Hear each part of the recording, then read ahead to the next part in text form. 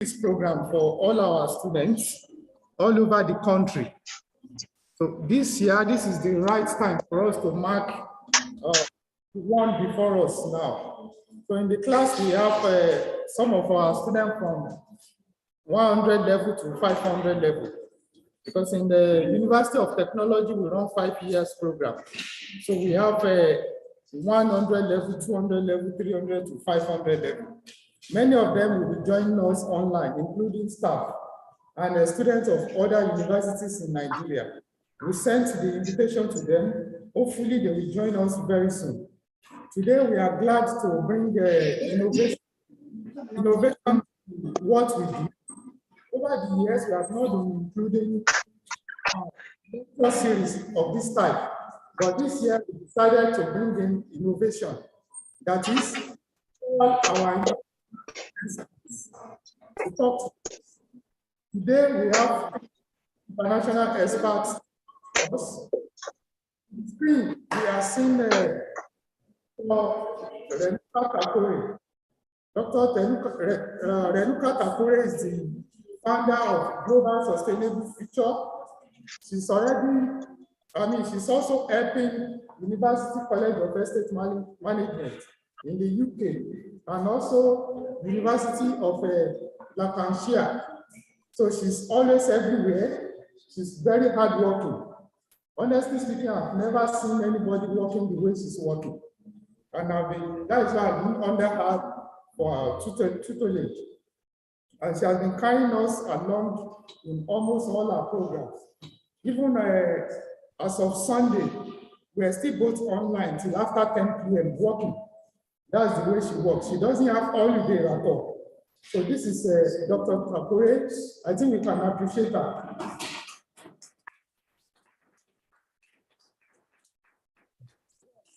Thank you. Also, we have our own person here. Many of you do not know him. It's Dr. Laiwola Oladiran. He finished his first degree with us in FET in a year. He studied in the UK, his second degree, and PhD in the UK. He came back, he worked with us briefly at the Works Department.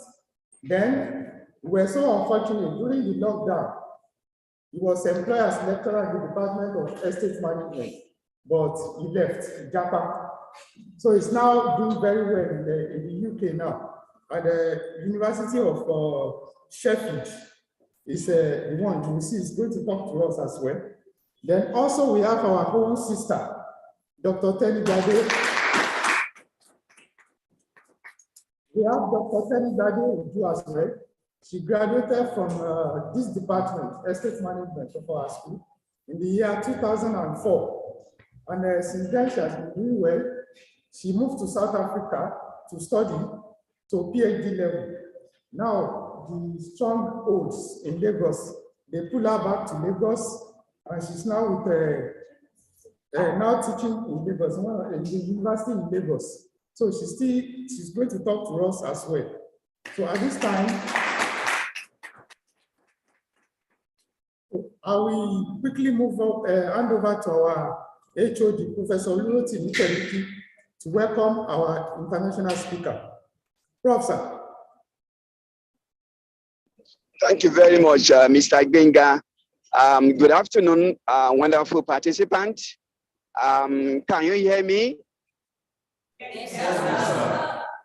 Thank you very much. We welcome on board Dr. Renuka from UK, Dr. Laiwola from UK, and Dr. Teni from Nigeria.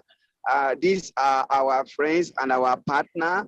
And of importance to us as a department is the lecture to be delivered by Dr. Renuka, which focuses on SDG and real estate. Coincidentally, we are presently reviving and beefing up our curriculum, and we have been mandated our curriculum in the department to reflect the SDG and the Africa 2063 agenda. So much of our curriculum review we also align with the SDG. So we look forward beyond today to also learn more from Dr. Renuka. The same applies to Dr. Tenny on green building and Dr. Lai on PropTech. So beyond this lecture, we'll also be relating with them how we can beef up our course synopsis to reflect this contemporary issue. So it is our pleasure to welcome Dr. Renuka. Good afternoon, ma.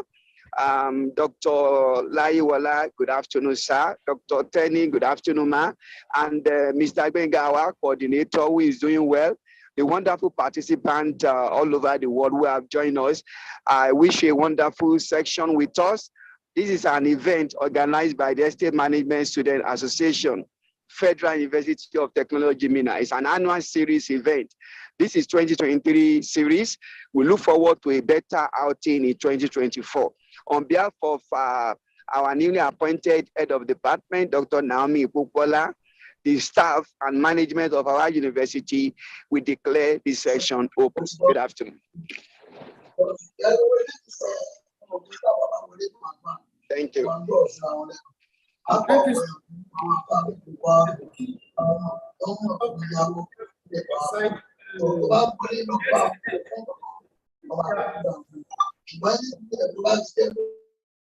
Sorry, let me mute the person disturbing. Okay. Professor Kemiki just step aside as our HOD after 5 years of meritorious services to the department. So Associate Professor Popola came in yesterday as the new HOD. She will soon join us here. Thank you. We don't really have a structured program to follow, but we do it the way we can do it, and I believe we are going to record success. So please, we allow Dr. Laiwola to open the floor because he has communicated us that he will be joining another meeting immediately. So we'll call on Dr. Laiwola to come on board. And we also want you to use 1 minute to introduce yourself better so that we know who you are and the incoming generation will be able to follow your path. Thank you, Dr. Laiwola. Thank you, sir, Mr. Gbemga. Good afternoon to everyone. It's a pleasure to be here today. I want to appreciate the head of department, Professor Kemiki, executives of EMSA and other members of EMSA. Also, good afternoon to co-presenters, Dr. Renuka and Tenny Bade. It is indeed a pleasure to be here to present this lecture to you. I would just share my screen and get on with the presentation. Please confirm that you can see my screen. Yes, you can see that clearly. Okay, all right. Thank you very much. So, like I said, it's a real pleasure to be making this presentation here today. I'm very much part and parcel of the real estate the asset management department and FET in general. I started from primary school in FET, the FET staff school. So it's really a pleasure to be making this presentation today. I'm supposed to be speaking about PropTech, and it's supposed to be a 20-minute presentation. There's a lot to talk about in PropTech, but what I'm going to be doing is just to be introducing some very key concepts and ideas to form the background for those of you that have some interest in PropTech to develop on in the near future. So I'm currently a lecturer at the University of Sheffield, lecturer in real estate at the University of Sheffield. In terms of who I am, I started out with my undergraduate degree in estate management from FET in 2000. I graduated in 2007. My master's is in international real estate investment and finance, which I completed in. Hello, can I stop you? You are sharing your presentation mode rather than the slideshow. Okay, I see. So yeah, that's better. So there's no transition, yeah? No, now we can see the transition and the full screen, yeah. Okay, is it okay now? Are you seeing the transition? We do see the transition, but we see the presentation mode, with the third slide as well, like when you share the second slide. Oh, okay. Is that what you're still seeing now? Yes. Okay, so you won't let me, I should probably present it like this. Yeah, yes, this would be better. Okay, thank you. My PhD is in real estate economics from the University of Reading. And in terms of my previous engagement, Mr. Gbemga spoke about my time at FUT. So I started from DR Fatim Lenyanko as an estate surveyor. And then I moved on to the physical planning and development unit. And then from 2016, I've been actively in teaching and research. In terms of my research interest, I like to call myself a real estate economist. So I have some expertise in real estate economics. And over the last 3 years, I've been building interest in PropTech, which I'll be speaking about, and also operational real estate. So basically, my current research focuses on emerging areas in real estate, which are basically PropTech, digital technology, and real estate applications as far as operational real estate. So what I'll do is, because like I said, the idea is to give you a lot of information that you would use to build knowledge for the future. I won't be able to talk to each of the slides, but I'll provide these slides to Mr. Gbemga to share to you after the lecture, just so that if some of you need some content, you can build on it. But I won't be speaking to all of the slides because there's quite a lot of content and I've got only 20 minutes to speak. So I'll start by giving an introduction about PropTech, very basic introduction. Then I'll go on to provide some information on digital tools. And again, that would just be listing them on slides just so that you have an idea what digital tools we're talking about. Then I'll talk about PropTech capital flow, and what that simply means is where the money is coming from in PropTech and where it's going basically. And then the EC efficiency framework, which I developed recently. And then I'll conclude by talking about asset classes. So by way of introduction, I always like to start by just trying to make students appreciate innovation, because when we think about PropTech, we think about digital technology and sometimes it's complicated. So I'll start by just showing you the evolution of the phone. Several years ago, maybe a bit over 1 century ago, this is what phones look like. And over time, we've seen the evolution of phones to the days when you had those ones that you used to turn around. And then when you had digital phones, not digital, but those that had buttons. And then we had the mobile phones in the early 2000s. This was one of the most prominent phones. I think this is 3310. And it has changed to a lot more sophisticated phones that we have today. So this is evolution of phones or telephoning. And then, of course, you have more contemporary phones that you have today. The same thing has happened for vehicles. Several years ago, maybe over 1 century or 1.5 centuries ago, you had cars looking like this. And now we've seen transformation to this. Computers as well. Series, Department of Sorry. Okay, for computers as well, you can see that this is what computers look like. So what you see as a PC that most of us are using now started maybe with a very big room, and over time it has evolved.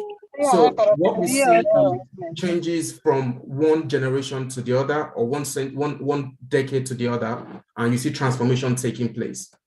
So this is the same thing in real estate. This is what we are seeing now. From the days of brick and mortar and manual real estate, what we are seeing now is transformation from traditional rigid systems to more flexible digital systems of real estate.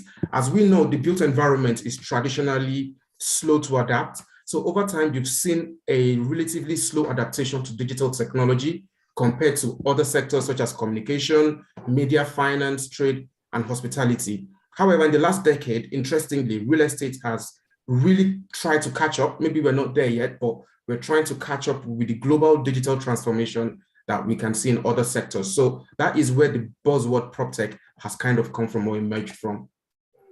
So the questions will be, what is PropTech? And I have 4 slides to explain what it is, but the main idea is that PropTech aims to identify areas of real estate inefficiency. And when I say inefficiency, what I'm talking about is problems with real estate practice and operations. So when you're doing your core valuation practice, what are the problems you're facing? When you're managing properties, what are the problems you're facing? And just think about any area of real estate practice, as well as real estate operations, because when you have buildings that are not efficient, that is a problem. So that is an efficiency that real estate digital technology or PropTech tries to address. And again, I would explain or try to define PropTech, but just providing the background for that. So issues such as high transaction costs, high fees, illiquidity, and the variation, or what we call heterogeneity in real estate, are some of the issues that PropTech tries to address.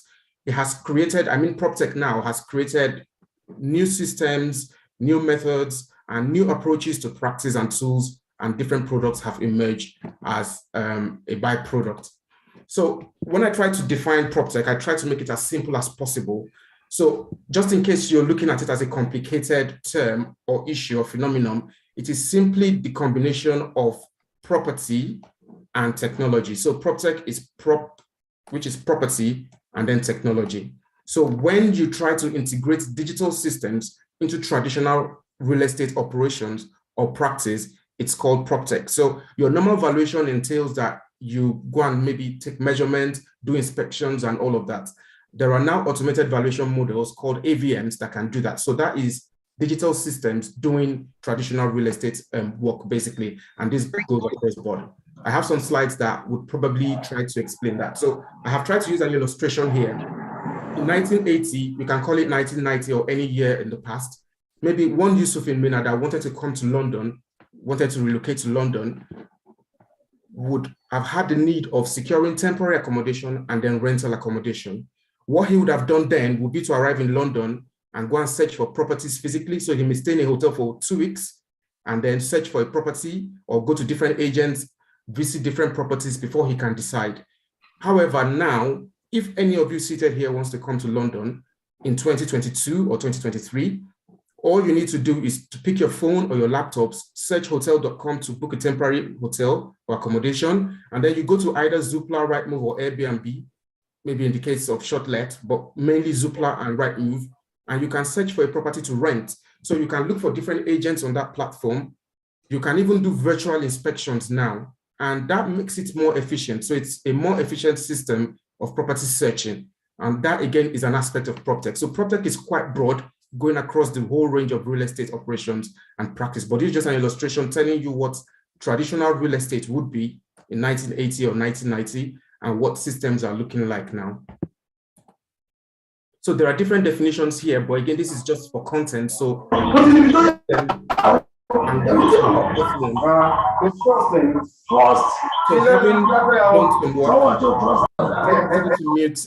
okay, thank you. Having done some work on PropTech in the last 3 years, I've developed a kind of simplified definition of PropTech, because if you look at the 2 or 3 slides preceding this, there are different definitions existing, but these are quite complex. So I've kind of developed something that I feel will be simplified, particularly for real estate students to be able to digest. And in my definition, I'm defining PropTech as a deployment of digital tools or digital technology to the various areas of real estate. So to the various sectors or systems in real estate, or the value chain, the real estate value chain. And that would range from development, planning, property construction, management,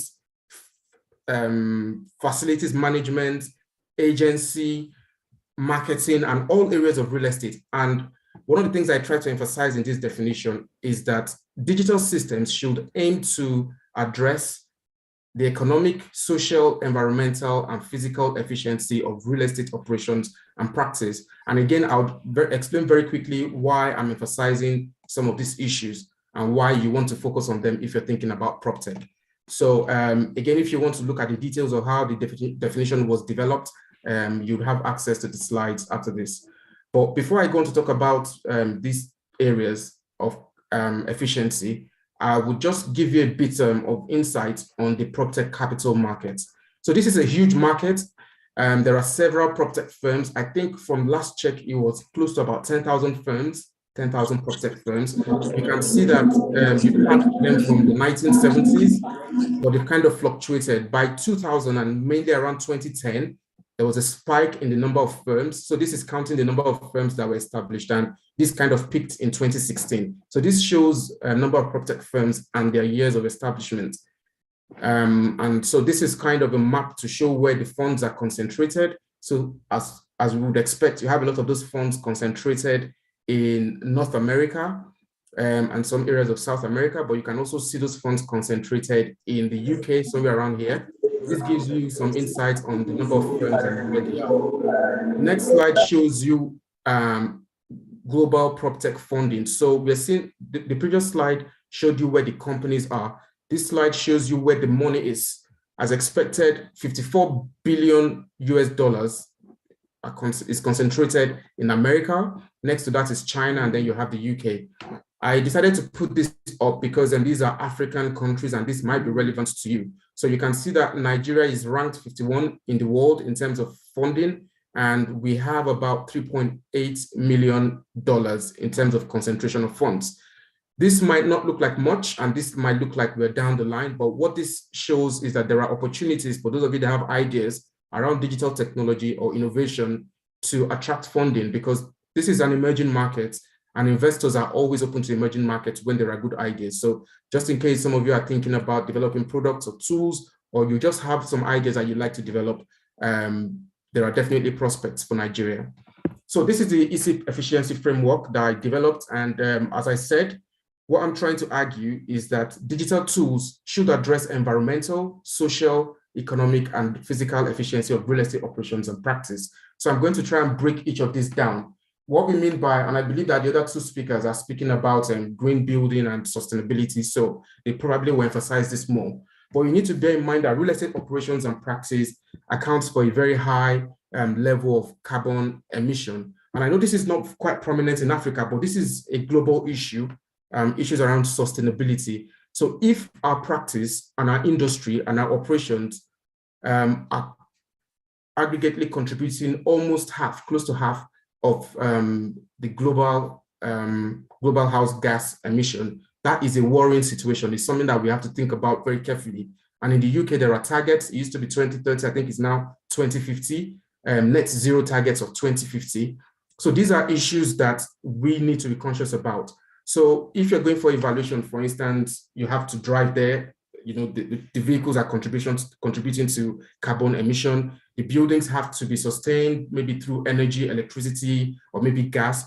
These are contributing to carbon emission. So digital systems should be constructed in a way that they can minimize the emission, greenhouse gas emission that would arise from traditional operations. So this is one of the areas that I feel should be addressed in any PropTech or digital system. The second is social efficiency. And what that basically focuses on is people and places. And the idea is that digital systems should try to make systems and operations of real estate better. So how can your valuation practice be more efficient? How can it be done with better ease? How can it be done with higher level of safety? How can utility be derived? How can comfort be ensured in all of these operations and practice? So the social element looks at the people engaging in these operations and maybe the users as well, and how things can be made more efficient from their perspective. Then the third, again, I have to rush through this because I've just got 20 minutes. There are a lot of points that I can emphasize, but I just want to quickly go through this and then take questions. In terms of economic efficiency, that is one that many of us are familiar with because it's about money, mainly about money. And the idea is that how can you cut the cost of carrying out real estate operations and practice? And then the other issue or the other aspect is time. How can you reduce the time it takes to conduct your valuation and still get the same result or even better? How can you be efficient in terms of how much you spend in terms of money, and how can you be efficient in how much you spend in terms of time? If a task would normally take 1 week, if you're able to cut it down to 1 day or 2 days, which is very possible, which digital tools are able to achieve now, you're able to save 4 or 5 days that can be put in other activities. If a task was going to cost maybe £5,000 and you beat it down to £1,000, that is an area of economic efficiency. So digital tools these days are set up to minimize the time spent on tasks, including construction, renovation work, and any other valuation or property area that you can think about. The aim is to try to minimize this in terms of time and finances. And then finally, last but not the least, is the physical efficiency. And what that focuses on is you can refer to it as spatial efficiency as well. How can you use space better? How can you maximize the use of space? So does it make sense to rent maybe say 250,000 square meters or maybe 25,000 square meters and you're only using 10,000? So these are areas that real estate digital tools are now trying to address, ensuring that space is well utilized and only space that is required is taken. So these systems, digital systems, can help to ensure that this is achieved, basically. So I have a list of tools. So some of you might ask that, what are some of these digital tools? Again, I won't be going into details, but we'll just be reviewing them very quickly. So many of you know about data and analytics, definitely, but there's what is emerging now as big data. So this collects different systems of data, integrates them, and then analyzes them, and then decisions are taken. So high level of data and analytics are some of the both byproducts and drivers or fundamental tools that PropTech relies on. There's also the internet. There's hardly any way you can use AVMs, that's automated valuation systems, without the internet. There's hardly any way you can search for properties online without the internet. And of course, mobile phone and cloud technology, because most things are stored on the cloud now. I was saying to someone a few days ago, I can't remember the last time I used a hard drive. I've not used a hard drive in maybe almost 10 years, because most things are saved on the internet, and what they're saved on is usually what we call cloud technology. So these are some of the fundamental technological systems that underpin PropTech as it is. There is Internet of Things, and this basically refers to sensors. So sensors are placed in several buildings, and what they aim to achieve basically, in many cases, is to understand space use and how the space can be adapted. So just think about the hall you're sitting now. If there's a sensor in the hall, what it can do is to notify a system, an integrated system, when the temperature maybe drops or rises to a particular level, and the air conditioning system can kick off or shut off depending on the temperature in the room. So these are systems that are made to ensure that energy is better efficiently used. So rather than leaving the AC on all through the day or having different systems on, this Internet of Things or these sensors can control the temperature in a room and then adjust the temperature accordingly. Again, artificial intelligence, and people, this might be quite controversial, because I know there are issues around data safety and all of that, but artificial intelligence is kind of the bedrock of PropTech and digital systems, because these are machines, computer machines, I mean, trained to think and behave like human beings, and then these are now made to make decisions faster and more efficient, because these machines are trained and then information is fed into them and then they make decisions. So these are other areas that underpin digital technology. And again, I know that is quite controversial. Many of us know about the blockchain as well. It is not unusual now. There are several property transactions that have taken place using blockchain technology, cryptocurrency, and these are some of the areas that are emerging in real estate underpinned by some of these technologies. There's also virtual reality and augmented reality. So I'm sure some of you are aware that it is possible to view a property in the UK without being there. So using some of these systems, people can inspect properties or even inspect sites that have not been developed. So there are off-plan sites that have not been developed at all, and using some of these systems and technologies, people can actually see them as if the properties are actually there and developed. So these are ways that, or these are some of the tools that have been applied to real estate, you know, to create what we refer to as PropTech. And then I've developed something like a graphical model as well, just to, and this is kind of my second to the last slide, just to kind of help to conceptualize PropTech. So this here is traditional real estate. You have planning, land management, then you have development and construction. You can put any other thing here, maybe building management or whatever it is. Then you have investment finance and portfolio management, or anything that has to do with financing real estate. And here you have brokerage and agency, and then other parts of real estate that probably are not captured here. And then you have digital technology, artificial intelligence, machine learning, Internet of Things, and all those other things that I listed before. So basically, PropTech is when you apply any of these systems to any of these traditional real estate areas. So when you apply digital systems to land management and planning, what you have is what we call plan tech or GIS or several other systems. When you apply digital technology to development and construction, you have construction technology, what they call ConTech or BIM, building information systems. When you apply these systems to investment finance or portfolio management, you have emerging areas such as fintech and AVM I've been referring to, which is the automated valuation models.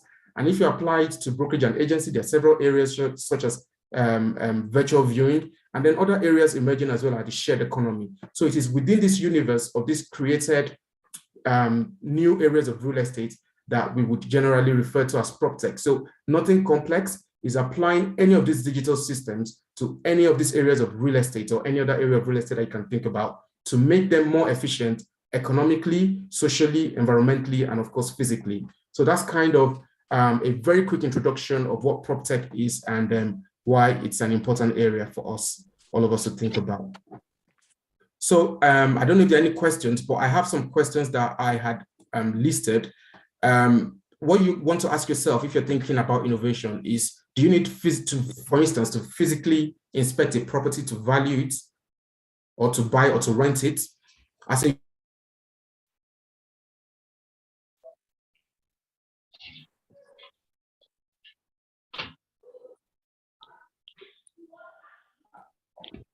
So as a user, do you need to take a large floor space with long leases when you can go for flexible walking? Do you need to physically mix cement and sand, for instance, when this can be done using robots to save more time and more money? Do you need to go to the bank physically to withdraw cash? We definitely know the answers to some of these questions. You don't necessarily need to. There are efficient ways of doing some of this and managing some of these systems in a way that you can even achieve more than you would do if they were done manually. So thank you very much for listening to me. If you have any questions, I'm very happy to take them. I have a list as well. If any of you would like to read some of these topics further, there's a reading list. And like I said, I'll make this available to Mr. Gbemga immediately after this lecture.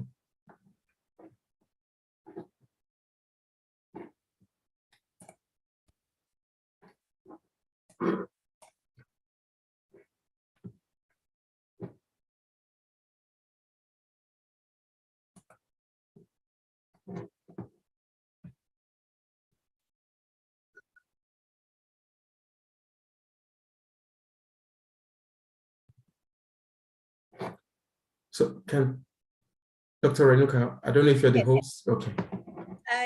Yeah, thank you very much. It was very interesting and very futuristic lecture.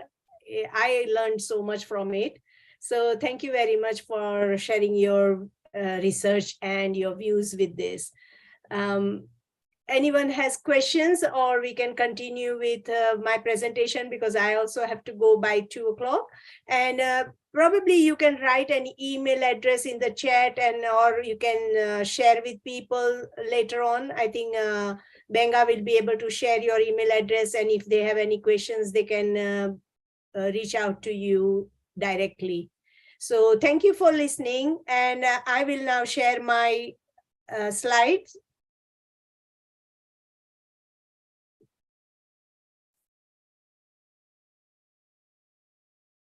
And I hope you can see my slide.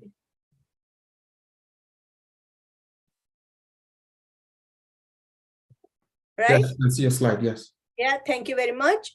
So good afternoon, everyone, and honorable guest, respected head of the school, the staff, and dear students. Thank you for having me here. I am very grateful to Gbemga Morenikeji, because he has made this connection and invited me here as a part of your very momentous event. And I wish you all the best luck for this. He is a very active member of GSFN, and I'm very proud of having him on our network. So before I go forward, I wanted to share this video of our GSFN, but I think we have very little time, so I will not do that for now. But there is a link here on YouTube, and we are sharing our vision, like I'm sharing our vision and objectives of our network. So it is only 5 minutes long. Please take your time to watch it. And also later on, I will be sharing the link through Gbemga, and you can join our network as well. So currently, we have 2,500 coordinators in 145 countries, and this is all growing every day. And I'm very proud of having my network. Before I go into the topic of SDG and real estate, which is my main topic today, I want to just flag on few things which I have been doing in past. So, and that specifically relates with all this topic. So in February 2020, we had a brainstorming session of multidisciplinary people, and we tried to understand what are the critical environmental impacts and how we can address these, what are our sustainability issues, and try to identify the priorities. So with the a broad number of people and disciplinary experts on the table, we found that these were the common problems around the world. And they fall into 4 areas, which are environmental, sustainability, capacity development, and wider problems. And they were nearly common everywhere because of the climate change and other continuous problems that we are having globally. And that is what I wanted to share. I actually, because of the lack of time, I don't want to go into the details of each one, but they are very global, prominent and widely expected global problems. So then I wanted to share with you that how we can then prioritize the actions to address these global problems. And we thought that poverty, sustainable communities, sustainable homes, and cities and infrastructure resilience were the main areas, but there should be capacity development, and local authorities should be the part of it, and the people and everyone, whoever are the stakeholders, should be transforming their behaviors in addressing these problems. And then only we will be able to address these problems and get some sufficient outcome out of it. Before going forward, I also wanted to reflect that, of course, core problems lie in the population growth rate. So we need to understand how we can address this problem. Again, not going into detail, but there are several links I have put in my presentation, and I will be sharing that presentation with you later on. So whichever the topic is interest to you, you can go on those links and learn about it. Secondly, we have this problem of consuming earth resources and emitting carbon emissions. These are again a global problem, and we need to address them immediately and urgently. It was also seen in COVID-19 that we were able to control some carbon emissions. And what does that prove? That we have that facility, or we can actually address these problems. However, we need to be a lot committed, a lot integration of our actions should happen, and everyone should take part in this contribution towards addressing the problems.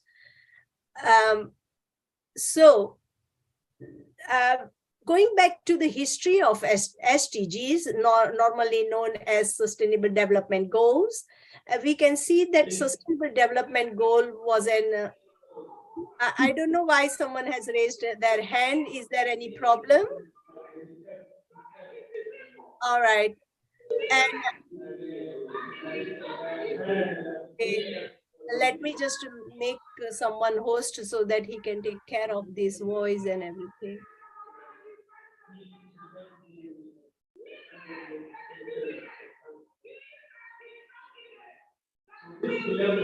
Please mute yourself, everyone. Thank you. So Sustainable Development Goals, the definition is meet the needs of present without compromising the ability of future generation to meet their own needs. It is simple definition, but it is highly effective. So we must keep in our mind this definition all the time when we are doing our activities. I have the following slide about how it progressed to the Agenda 2030, and what has happened that this agenda was developed by in consultation of 8 million people and different disciplinary people and different groups and organizations and governments, and everyone took part in this discussion. And finally, they came up with these 17 goals. And these 17 goals are, I have noted down here, they are very famous and popular. You can also learn more about them on going on the UN Sustainable Development Goals. So I won't go through them. And then these are again another, so these all are 17 goals. Now, however, between these 17 goals, 16 and 17 are very important, because if we do not promote peacefulness and the inclusive societies, we will not be able to achieve any other goal. And also we need to strengthen the multidisciplinary characteristic of these SDGs, which can only happen by partnerships. And that is highly significant goal to achieve. So, however, the beauty of this SDG is that you can start with any SDG which is important to you or in which you are directly working on, maybe it SDG 1, 2, 3, any. But the beauty is that it impacts all other SDGs. You are able to achieve multiple SDGs through that one driver. And so you must not think that, oh, I cannot contribute to all the SDGs, so I am very little to contribute and I must not. So the thing is here, what I want to emphasize, that any small activity you do today will be contributing to these SDGs. So you have to make sure that they contribute positively and not negatively. And each and every action should, and therefore the awareness and the understanding of SDG is very, very important. Take some time to go to the SDGs, UN SDG website, and try to understand what are these goals and how they are divided into several targets and what are the key indicators of these targets. And my whole presentation, like half of the presentation, is highly focused on this, and it has links, and I will allow you to just take some time to go through those links later on when I give this presentation. And when you go to these targets and indicators, it is nicely explained what does it mean and how you can achieve. This is the SDG goals, and let me go forward. The very most significant SDG of among is again SDG 10, which is reduce inequality. And what I mean here is not only inequality in poverty or economic inequality, but it reflects on all the inequalities which we have. And that could be like environmental inequalities, inequality, and it could be the inequality in the opportunities people are having, and many others. Well, in the COVID, which recently we had, these inequalities have grown, and therefore we do not want any of our activity to still contribute to these inequalities. Rather, we want these activities to address our inequalities. And now I come to these sustainable cities and communities, and it is very important SDG. Half of the humanity, that is 3.5 billion people, live in cities, and therefore the area which you are in, real estate, becomes a main player here to contribute towards SDGs. And there will be still expansion in these urban areas. And however, these urban areas are developing, but there are plenty of slums. There are plenty of problems like waste, energy, and so on. And therefore, we need to focus on how we can make this real estate more clean, more resource efficient, and generate less waste. And then go to understanding how we can integrate all these stakeholders like communities, local authorities or planning authorities, and the investors and the developers, and how we can all get together on table to understand what is needed and how can be implemented in the context of your local region. And that is very important. And everyone must be looking at our collective objective which a real estate needs to achieve. And I have plenty of things to go on, but certainly I can't due to the lack of time. And the responsible consumption and production, this again is very important, plays an important role in real estate, because real estate needs a lot of material. And remember, you have this pleasure of owning your house or your building once in a life.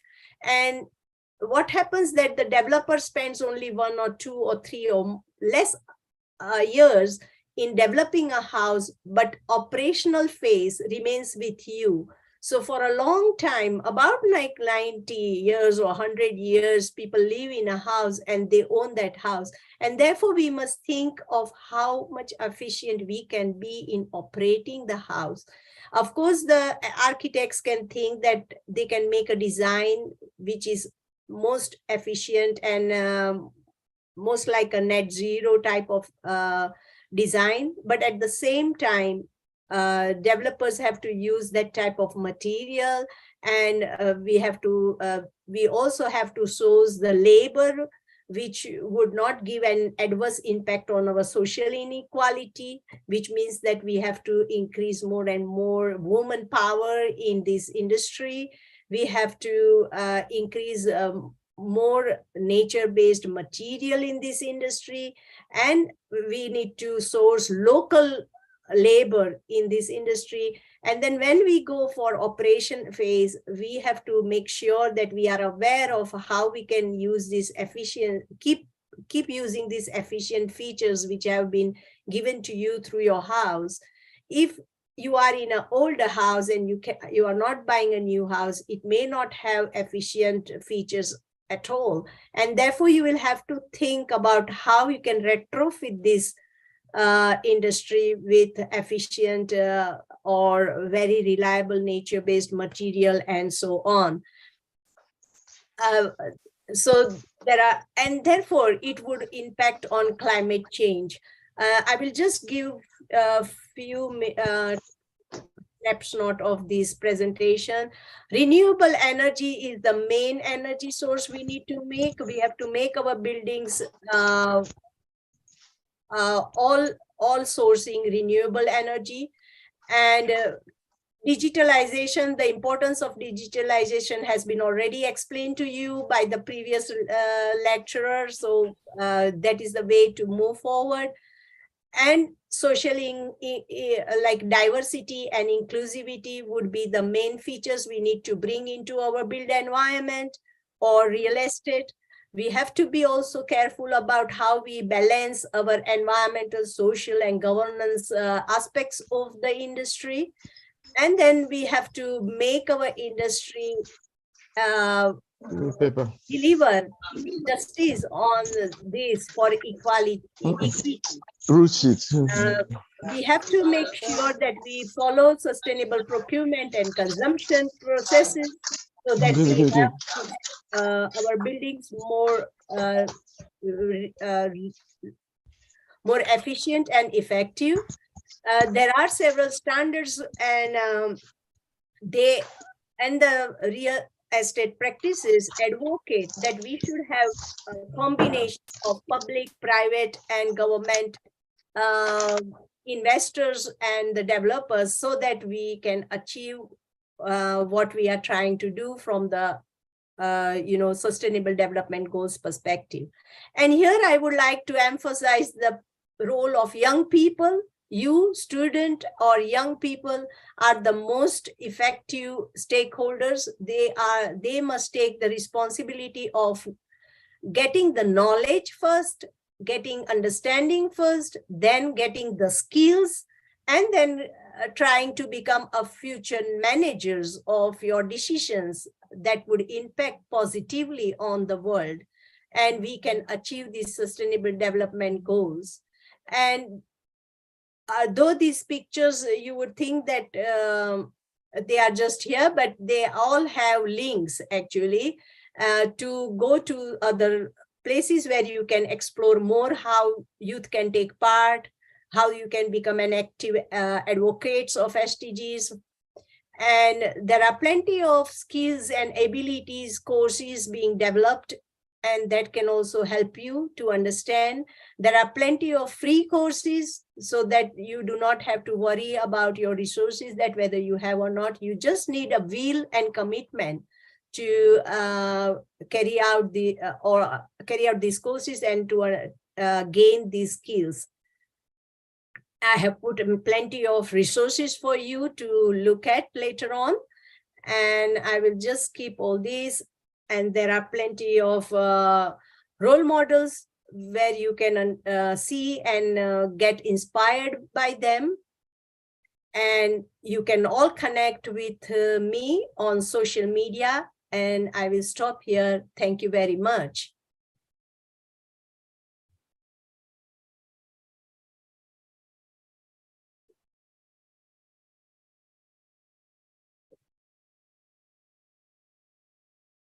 And I will now invite the third speaker, and I will leave the floor with Gbemga, because he is the host now. So thank you very much for having me here. Bye.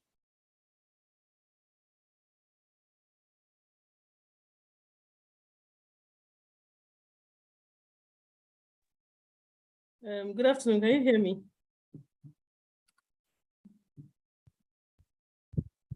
Can everyone hear me?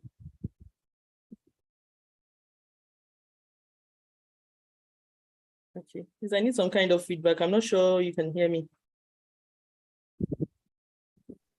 Yes, we can hear you clearly. Oh, okay. Thank you. Okay, thank you. So I'm going to try to share my screen as well.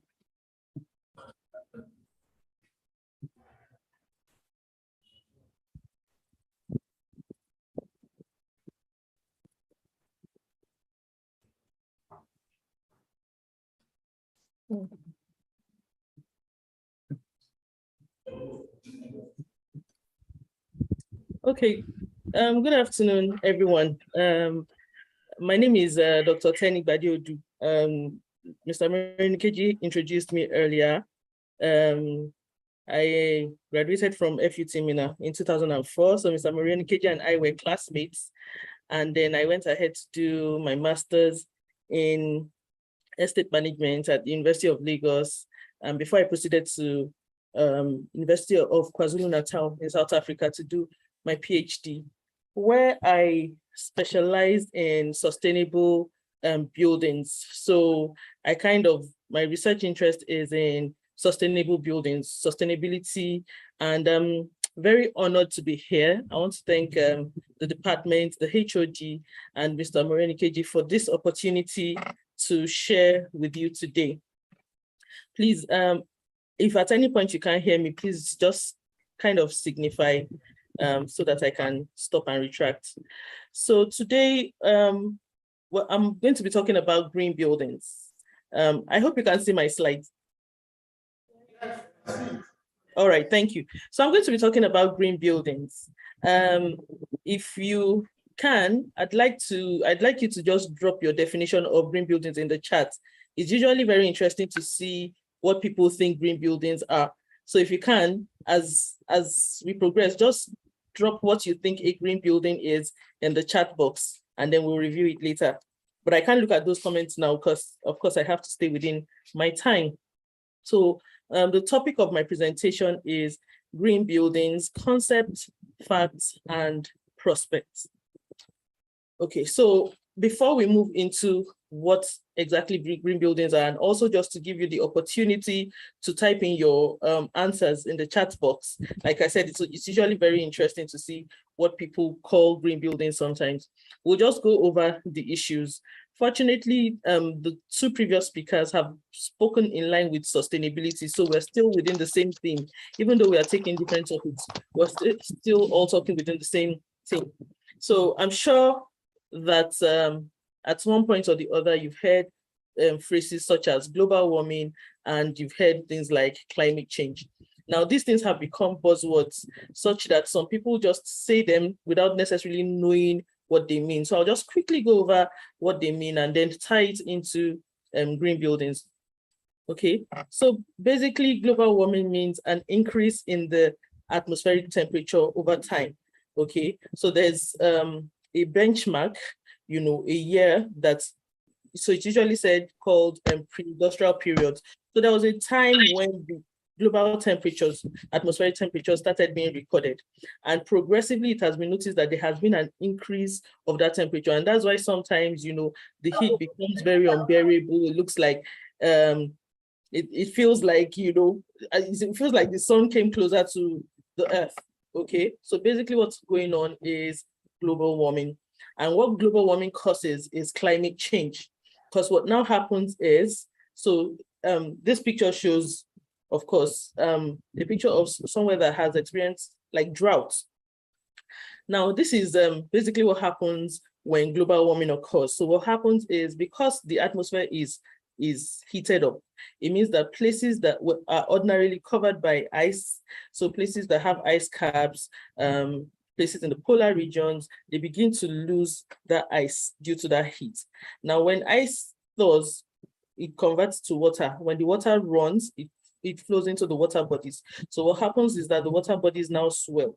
And that's why we have many cases of flooding and things like that. So basically, these are all results of global warming. Okay, so why then is the atmosphere warming up? Okay, so the atmosphere is warming up because there's an increase of greenhouse gases in the atmosphere. Greenhouse gases usually, it has things like carbon, water vapor, and some other things, but the major component of greenhouse gas is carbon. And this carbon is usually released into the atmosphere through human activities like fossil fuel burning. So what's fossil fuel? Fossil fuel is things like your normal petrol. So you're driving your car, you're using your generator, and things like that. So the more that carbon escapes into the atmosphere, the more the greenhouse gases in the atmosphere increases. And the greenhouse gas, what it does is like, it's a blanket. It's like an invisible blanket in the atmosphere. So what it does is that it traps the heat from the sun and keeps it in the atmosphere. So the thicker your blanket, just imagine using a blanket when you're cold. The thicker your blanket, the warmer you are. That's exactly what's happening here. The thicker or the more the greenhouse gases in the atmosphere, the more heat will be kept in the atmosphere, the hotter we are. So basically, that's what's going on. So what's exactly what's all this buzz about green buildings? So when we want to deal with climate, so because climate change is affecting our lives in various ways, it's affecting the way we live, well, people are dying because of, some of these occurrences. There's flooding in some places, there's wildfire in some places, there's erosion in some places. So we're losing lives. So basically what the world is doing is, okay, what are the strategies that we can use to mitigate the effects of climate change? And there are two basic strategies. It's either you're using the adaptation strategies or you're doing the mitigation strategies. For adaptation strategies, we say, okay, the woes of climate change are already upon us. So how do we live with it? How do we adapt our lives such that we don't feel the effect of climate change too much? So we're trying to build resilience towards the effect of climate change. And when we bring that down to real estate, we'll say, it means that we are now beginning to change the way we design or the kind of houses that are being built. Okay, so for instance, houses near the coastal areas now have to consider things like flooding in their designs. Okay, if it is the kind of foundation that they would do, if it is that they have to increase the stability of the house, that is an adaptation strategy. Mitigation strategy, on the other hand, is, okay, so how can we stop this climate change from progressing? What can we do to reduce? I told you earlier that what's causing the climate change is increase of greenhouse gas in the atmosphere. So basically, if we can reduce the amount of greenhouse gas in the atmosphere, then we can reduce the effects of climate change. So whatever we do to take carbon out of the atmosphere is a mitigation strategy. Okay, now an example of a mitigation strategy is increase in vegetation, because plants are known as carbon sinks. What are carbon sinks? Carbon sinks are anything that will remove carbon from the atmosphere. Now, because plants take in carbon dioxide and breathe out oxygen, plants are very good carbon sinks because they will absorb carbon. So that is one way of mitigating climate change. However, we're not here to talk about plants today. We're here to talk about real estate. So how does all this, my plenty talking, how does it now affect the built environment? And I want to assume that you understand what we mean when we say the built environment. So the built environment, the environment is looked at in two lights. The environment is either the natural environment or the built environment. Natural environment is basically your nature, everything you have in nature, trees, oceans, seas, deserts, mountains, that's your natural environment. The built environment is the environment as developed by man. So the environment, including your roads, your infrastructure, your buildings, all those make up the built environment. Okay, so how does climate change or global warming concern the built environment? Now, I think it was Dr. Olaiwola that mentioned in his presentation, that buildings account for about 38% of carbon emission, global carbon emission. So depending on the data you are looking at and depending on the literature you are reading, you see that figure varies. So he said 38, I said 40. Usually for some people, and depending on the context in which they're looking at it, they may even say it's up to 60%. But let's look at it, let's leave it at an average of 40%. So the built environment accounts for 40% of global greenhouse gas emission. What that means is that the mere fact that we live in houses and we operate those houses and we commute within those houses or those buildings, we're already contributing to global emission.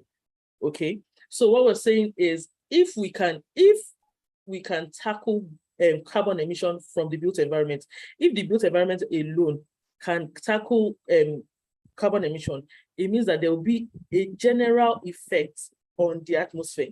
It means that we can reduce GHG to a very large extent. So that's why it's usually when we talk about environmental sustainability, we look towards the built environment because most of the emission is coming from the built environment, whether it's and when we look at it, we have to look at it holistically. So it's not just because I put on a generator. No, we look at it from the fact that when you want to start building your house, the first thing you do is you acquire land, right? Now, don't forget that that land is home to some biological organisms, and you are actually displacing them because you probably take a tractor to the land to clear the land. So you are displacing the natural elements that were residing in that land. So you're probably cutting down trees. You are killing one or two animals that were living there. Okay, so that's already you have distorted the ecosystem. So we look at the effects of that. We look at the effects of extraction of materials, raw materials for making building materials. So let's take cement, for instance. In the making of cement, they will mine limestone. While they're mining limestone, it's affecting the natural environment. There's a lot of energy expended in the extraction of limestone. So there's carbon emission. Then there's the manufacture of cement. The whole process that goes into manufacturing effects is also very energy intensive. And then after the manufacture, they still need to transport these bags of cement to the various places where they will be sold. And then furthermore to the places where they will be used. So all that transportation too, there's a lot of carbon emission going on in that process. So by the time the cement gets to the place where it is actually turned into a house, you can imagine the carbon footprint of that cement. Okay, so all that is also taken into consideration to make up this 40% we're talking about.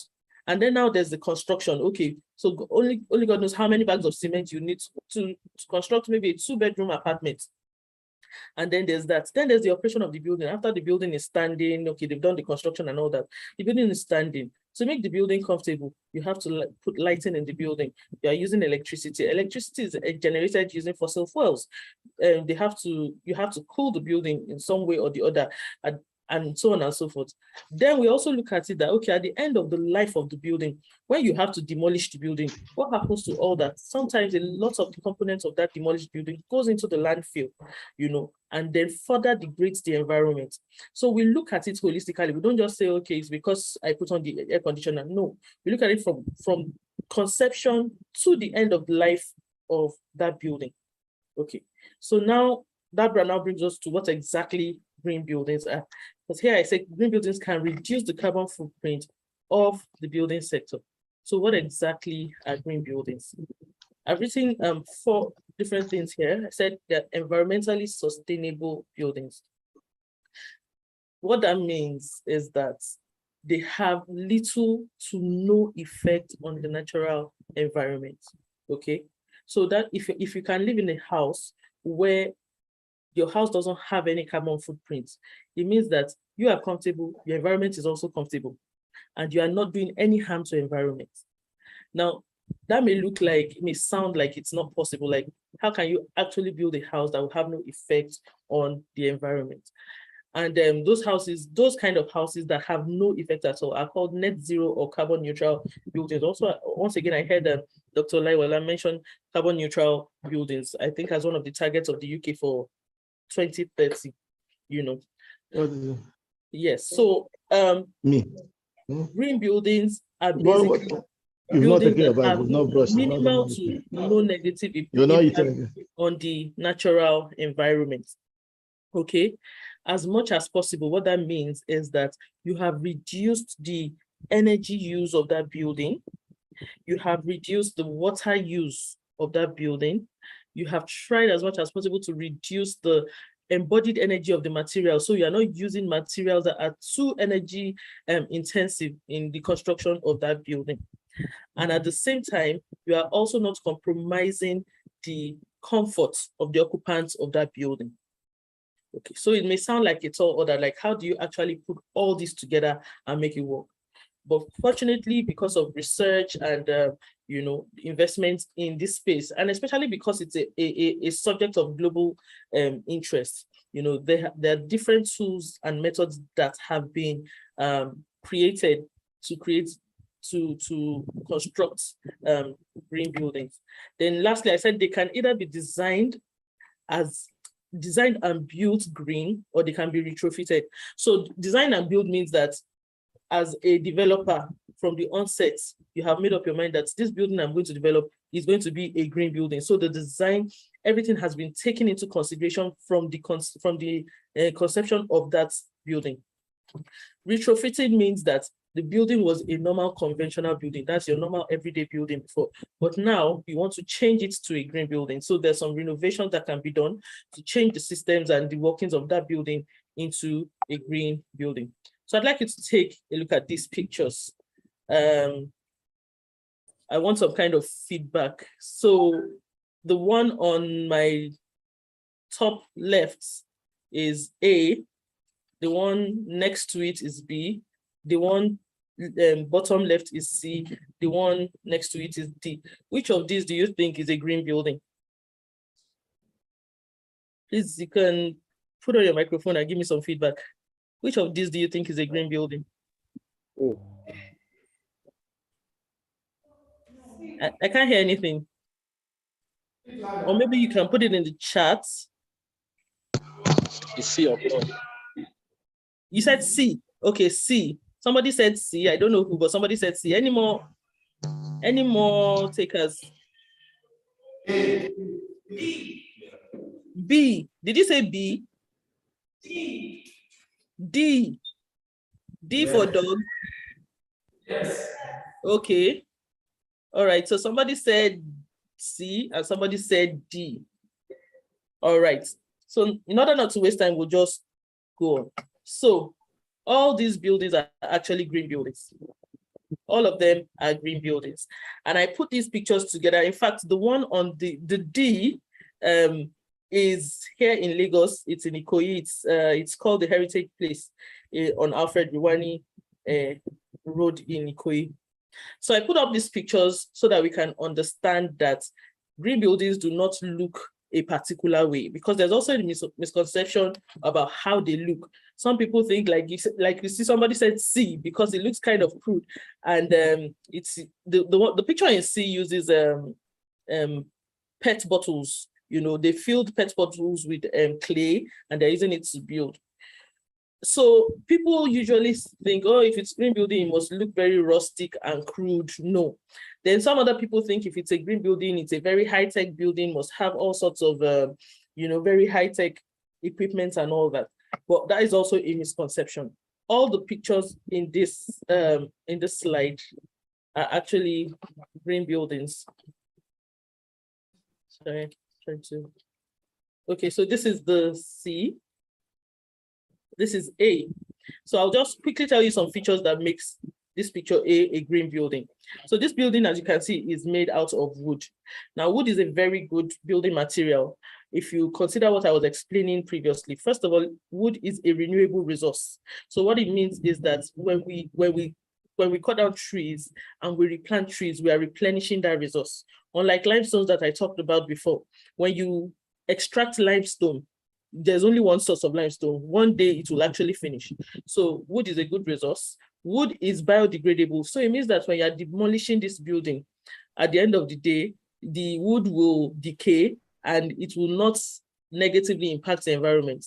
Then you can see that it has very large windows, which means that this house may have very minimal need for lighting during the day. So because the spaces are not dark, you don't need to expend energy to light it. If you notice the roof is like a butterfly design, which means that this roof is very good for rainwater harvesting. When you harvest rainwater, that means you're collecting rainwater. You can use it for needs that don't need very potable water, maybe like for washing cars or for washing things that, even for flushing toilets. So that makes this building quite good. There are other features there, but I'll just move to another one. Now for this one, what makes it green is the building bricks used on it. So these bricks are made out of laterites, and these particular ones should not be confused with clay bricks that have been fired in a kiln. When clay bricks are fired in a kiln, then it is not energy efficient, because you need a lot of energy to also operate the oven. So these are made out of laterites. They are stabilized. They are called stabilized laterite blocks. You know, they don't go through any heating process before they are used. And that's what makes it green. And as you can see, it also has roof gutters. The roof gutters are used to collect rainwater, which may also be reused. And this, like I said before, is made out of waste material, which is PET bottles. Now this, as I said, this is even certified by a world body, the LEED, and it has all sorts of features, including good wall to window ratio, lighting sensors, water sensors, all those things to make sure that energy is conserved and water is conserved as well. So I've already mentioned this, but some of the features of green buildings, what makes a building green? First of all, is energy efficiency. Energy is the highest need of most buildings. You need energy for lighting, for heating. In our own climate here, we usually need energy for cooling, but in the more temperate regions, they need energy for heating, and that takes a lot of energy. Then in very good indoor air quality, and then it also minimizes the embodied energy of building materials, as I explained before. It integrates nature. So it uses nature, to operate. So an example of that is, I said earlier that the green buildings may either be designed and built as green, or they may be retrofitted. Now, when you're designing as green, it means that before you even build it, you are taking into consideration the direction of the sun. Because some of the reasons we need to cool the houses so much is because the houses they face, maybe the windows or the major face of the building is facing the sun, early morning sun. So as the sun is rising, it's hitting the building. By the time it's midday, the building is so hot that you need to cool with an air conditioner. But if during design, you have taken that into consideration and you have turned the major face of the house away from the sun, you know that the cooling need that you need for that house will now be reduced. So that is one way to integrate nature into green buildings. Another one is the use of cross ventilation. Something as easy as cross ventilation can cool down a house such that the cooling need of that house is reduced. So there are various techniques, like I said, that you can use without necessarily installing any high-tech equipment. Just your building design or choices of material can help to reduce the energy need of that building.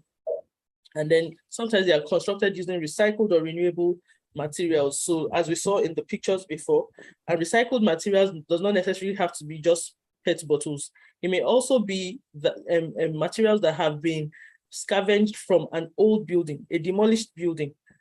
Okay, so things like steel that were removed from an old building and can be reused in a new building. Okay, other features include things like solar panels and solar heating systems. The water heaters that do not use electricity or they use is solar. Solar panels can also be used for energy generation in buildings. Adequate wall to window ratio. Windows should be big enough to allow adequate ventilation in, but must also not be so big such that because the truth is that the glass will also heat up, will allow excess sunlight into the space and heat it up. So there should be an adequate ratio such that it's not too big, that it heats up the place fast, and it's not too small, that it constricts ventilation. Then there's properly insulated building envelope, especially for places like in the temperate region where they have a lot of cold weather. The buildings must be properly insulated to keep in heat. And here where we have hot weathers, the buildings must be constructed in a way that there's enough flow of exchange of air between the cooler air and the warmer air in the inside. Rainwater harvesting, I already mentioned that. Rainwater recycling. Rainwater recycling simply means that you're collecting water that has been used in your wash hand basins and from your washing machine, and you recycle it. So that is a more it's quite a complex system, and it may not be economical, especially if you're doing it on a small scale. But then again, it is not all the systems that work for all the buildings. Okay, the beauty of green buildings is that you can choose what system you want to use in your building. So there are sensor lighting and water heating. Sensor lightings, remember Dr. Olaiwola mentioned the Internet of Things. So there are some things that waste energy. So for instance, you go out, you forget to turn off the lights, or there's a tap running and you've gone all day. Okay, so what this sensor lighting and water fittings does is that it automatically shuts down when it does not sense any use. It automatically shuts itself down and only comes on when it senses movements. Okay, so what do people think about green buildings? If green buildings are so fantastic, how come everybody is not using it already? So first of all, let us start from the place of awareness. We have found, research has shown that in Nigeria, very few people are even aware that there's such a thing as green buildings or what it is. And then only some people who, I refer to here as responsible property investors that actually decide, okay, yes, I want to take on this investment. So I'm challenging you now to, after this program, go and read on green buildings, environmentally sustainable buildings, what are investment, what's the rest of the world doing in this regard. There's also a perception that green buildings are costlier than conventional buildings. Like I said, it's a perception because we don't even have enough data, to state that, yes, they are costlier. So people just believe, and that misconception also comes from the fact that people think that green buildings, for green buildings, you need a lot of very high-tech installations. So it's a perception that hasn't exactly been debunked, but then cannot be proven. Then that attracts a premium from purchasers and renters. So this data is not from Nigeria. This is data from abroad, okay, where they are more aware and more conscious of the necessity of green buildings. And they find that investors actually get more for selling or renting green buildings than for selling or renting conventional buildings.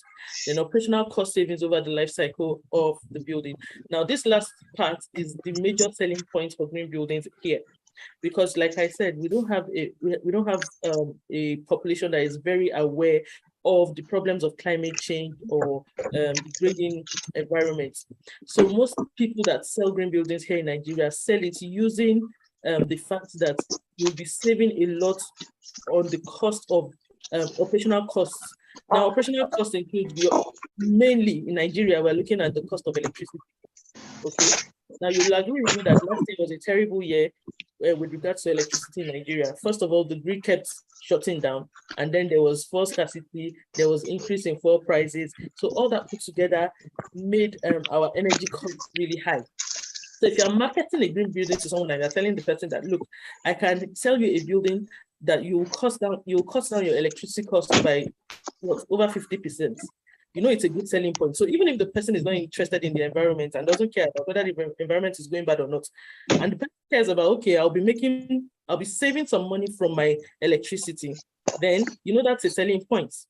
And I can categorically tell you that I have tested that my own house, I have tested that and I have seen that I think I must have saved about 60% on energy costs last year. All right. So there are various policies and tools that help to support green buildings. I'm also trying to rush here. I'm aware that my time is passing. So we have green building rating systems. Okay. Now in Nigeria, we have the Green Building Council of Nigeria. I also challenge you to, go and check that out. There's the Green Building Council of Nigeria, which is the body in charge of green buildings generally. But we are yet to develop a national green building rating system. We're in the process of developing that system. However, it doesn't mean that green buildings cannot be certified. There are other bodies that can certify green buildings in Nigeria. For instance, the EDGE. EDGE is the IFC EDGE. Please check it out. IFC EDGE has a free software online, that you can use to design a building even before it is constructed.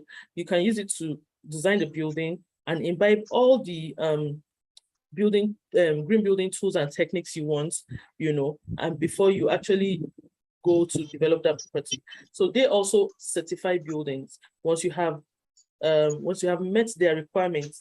And they even have simple requirements depending on what you want.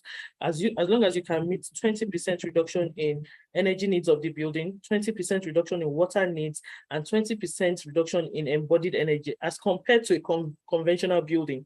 Once you can meet those reductions, your building will be certified green. So please check out IFC EDGE. IFC is the private sector arm of the World Bank. Please check it out and see. You can even experiment with the tool to see how it works. So we have national greenhouse gas targets. Every November, there's a environmental summit, all over. Last year it was in Cairo, and our government is always involved. And every time they go, they come back with targets on, okay, this is what we are going to do to reduce greenhouse gas emission in our country. It's like they go to make pledges there. So those are some of the policies that guide us. There's carbon pricing and tax, incentives. These are the different things. I'll also make the slides available for you. Yeah.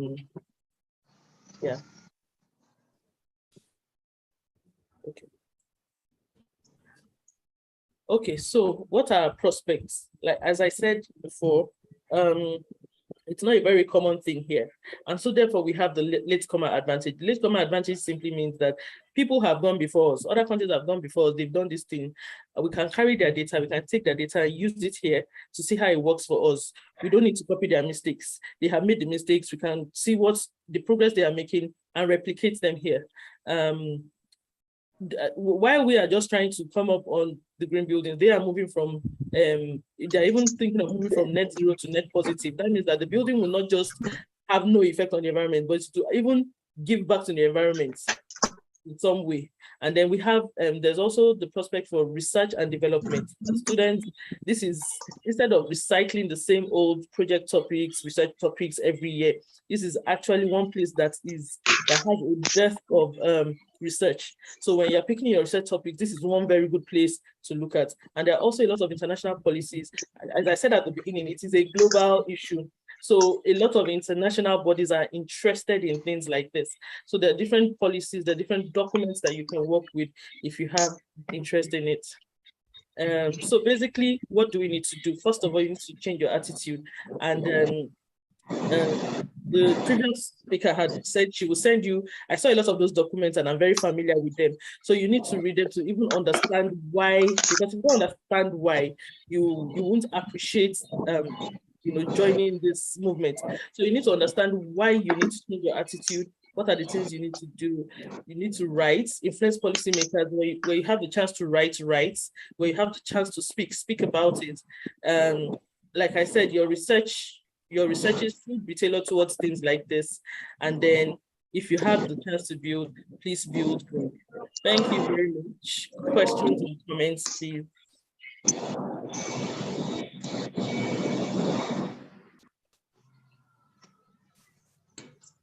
Thank you so much, Dr. Tenibade. At this time, I will hand over our head of department for vote of thanks.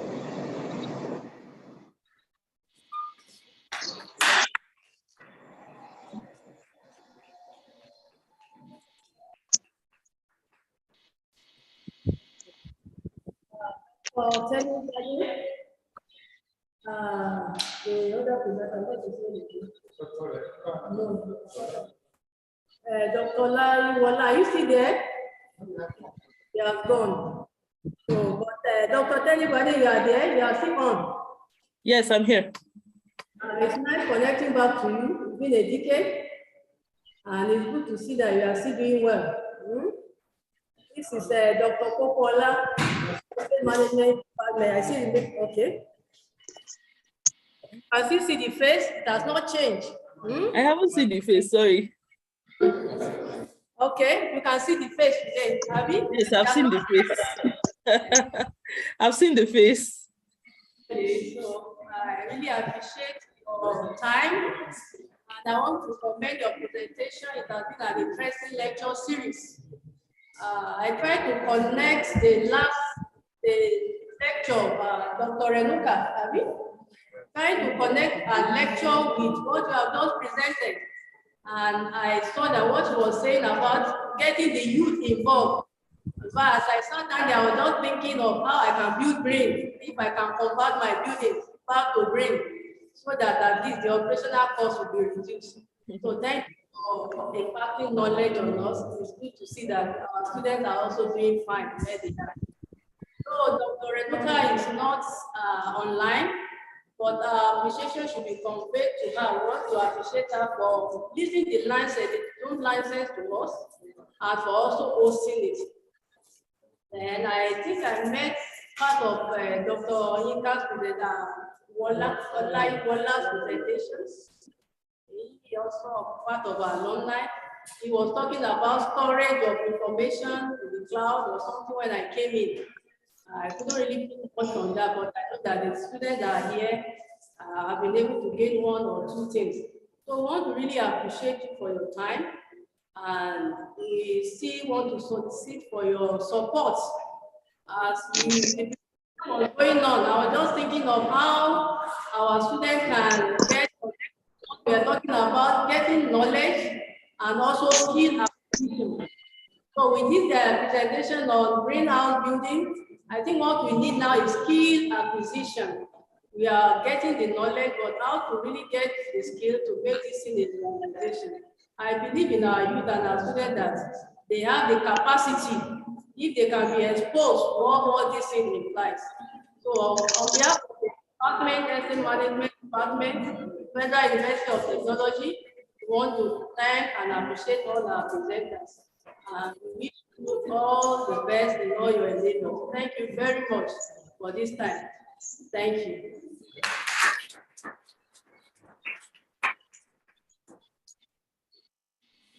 After the HOD's closing remark, I don't think anybody's having the right to say anything more.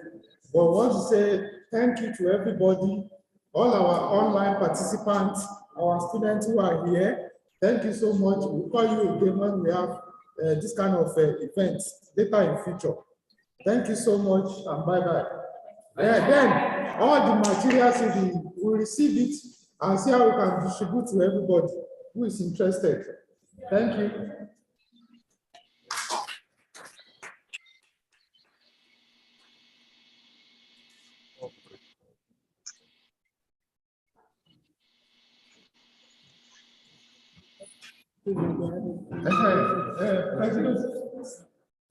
President, where is the list of the programs?